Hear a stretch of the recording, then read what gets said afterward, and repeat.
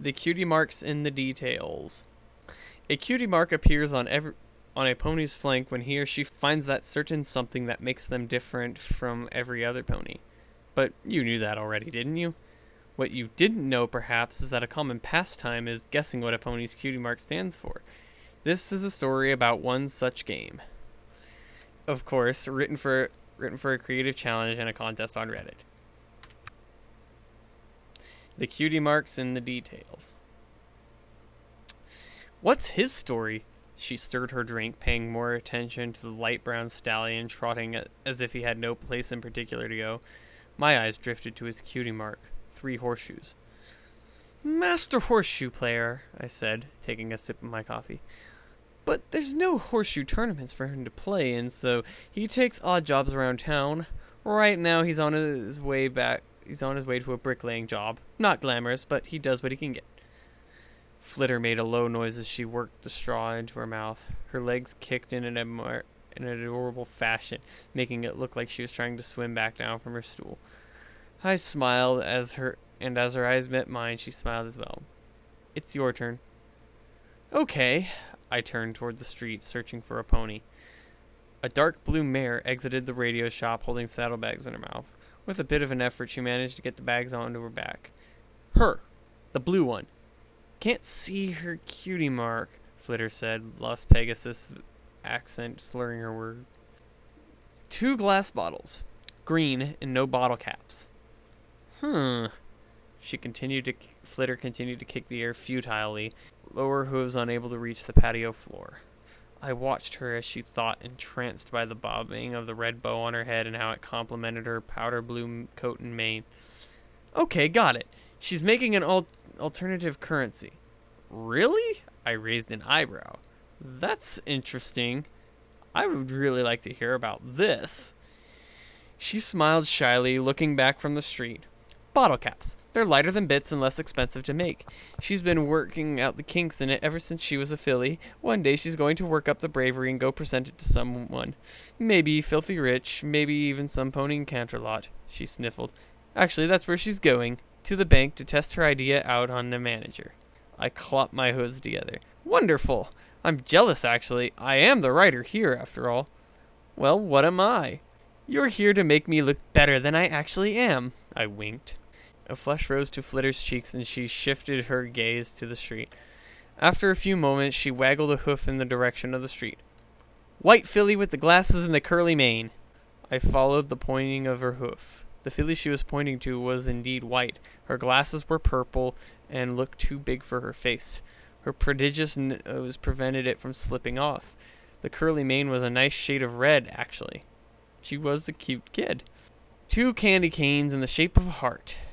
She makes candy canes and she's good at it. Her family makes the best candy you've ever had in all of Equestria. She's picked on in school, unfortunately.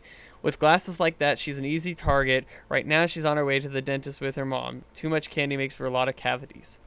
I really like her mane, Flitter said. Did I ever tell you I always envied fillies with curly manes? Not that I recall. I did, but it was always nice to hear stories from her. My one weakness in this whole relationship, stories. She nodded, but didn't say anything else. Your turn. I frowned, looking out at the street. I needed some pony good to win the game. Some pony whose cutie mark was odd enough to make her go over the time limit. The clock struck 10, the ringing of bells breaking the still morning. I tapped my hoof on the pavement, letting out some nervous energy as I searched. That guy, with the dark blue coat and frizzy white mane. I smiled as she followed his canter with her eyes. She frowned in puzzlement. Flitter sat there on her stool, deep in thought as the clock inched forward. Finally she spoke. She stretched out the syllable for what seemed like an eternity. Well, with that pin, he's got to be a babysitter. She flashed a feeble smile. Skating on the edge of disaster. I'll allow it. Your turn. Flitter didn't take as long this time. She flashed another award-winning smile. Well, how about that pretty Pegasus mare over there? Oh, which? I must have missed her. Oh, I don't think you did. Give me a moment. I leaned back in my stool, rubbing a hoof over my chin. All right. She loves butterflies, absolutely adores them. One day she went out on her own and found a great big meadow. It was full of butterflies resting during their migration. Years passed and her knick-knack for finding butterflies didn't go to much use, so she started working the cloud shift. She met a few nice ponies and a few not-so-nice ponies. Some of them went out to a party one day and invited her to go with them. She said yes, and that's where she met her special sun pony. "And what's the special sun pony like?" Flitter asked, stirring her drink. "Oh, he's got some problems. Too wrapped up in his work, for one. He also wasn't the best of ponies when they met. She's helped him through that, though, a whole lot.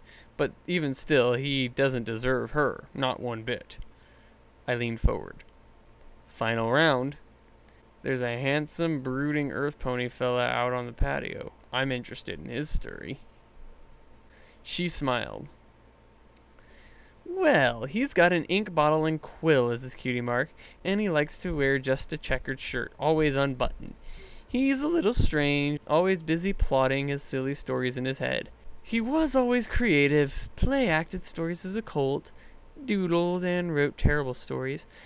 It took a long time, but he finally got a story published. He's pretty popular and a little carried away. He was pretty messed up for a while. Then he met a pretty mare at a party. She wasn't exactly the best pony in the world, but then again, neither was he, so they were kind of perfect for each other. He thinks he doesn't deserve her. He's wrong, though." I whistled. "Why aren't you writing my books?" Flitter just smiled. "So, who won this time?" "You did," I conceded. "What's the prize?" "I was thinking, maybe..."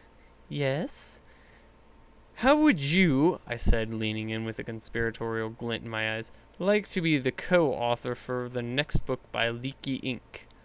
Flitter just sighed and rolled her eyes.